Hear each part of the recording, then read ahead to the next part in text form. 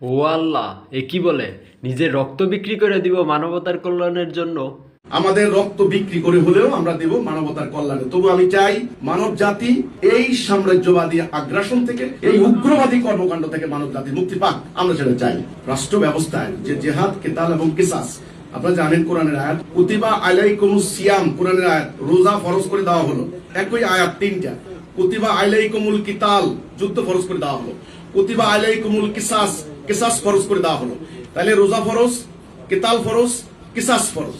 আমাদের আলেম ওলামারা শুধু রোজা নিয়ে ওয়াজ করেন, খালি রোজার গুরুত্ব, ইফতারের গুরুত্ব, সেহরির গুরুত্ব, অনেক এটা নিয়ে আলোচনা, পত্রিকা প্রবন্ধ হয়, নিবন্ধ হয়, লেখকরা কথা বলেন, পার্টির লোকেরা ইফতার মাহফিল করেন, এতে কোনো সমস্যা নেই। কিন্তু কেতাল এবং কিসাস, এই দুইটা ব্যাপার যে আল্লাহ রাব্বুল আলামিন ফরজ করেছেন, সেটা নিয়ে আপনারা কথা বলেন না কেন? সেটার কার্যকারিতা কোথায়? প্রেক্ষাপট কোথায়? সেটার পটভূমি কি হবে? সেটার প্রায়োগিক দিক কি হবে? সেটার বাস্তবায়ন কিভাবে সম্ভব? যদি তা না করেন, এই সুযোগটাই তো কাজে লাগাবে উগ্রবাদী গোষ্ঠী। তো এই হচ্ছে আমার কথাটা।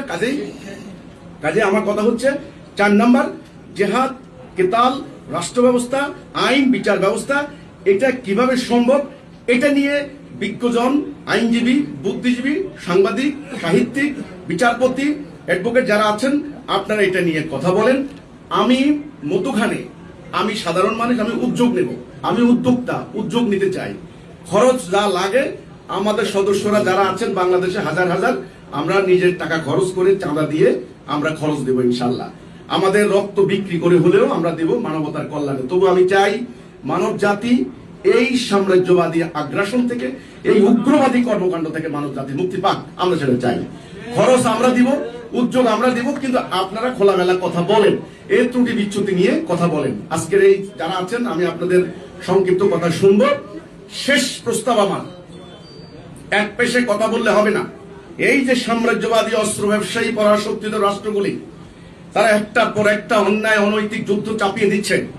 মিয়ানমারের 24 লক্ষ মুসলমানকে যখন বিতাড়িত করে দেওয়া হলো, তখন মিয়ানমারের এই জনগোষ্ঠীর মধ্য থেকে বহু সংগঠন তারা অলরেডি অস্ত্র হাতে নিচ্ছে। এটা আমাদের বাংলাদেশের জন্য কিন্তু একটা থ্রেট। এটা কিন্তু বাংলাদেশের জন্য একটা থ্রেট, আমাদের সার্বভৌমত্বের জন্য থ্রেট।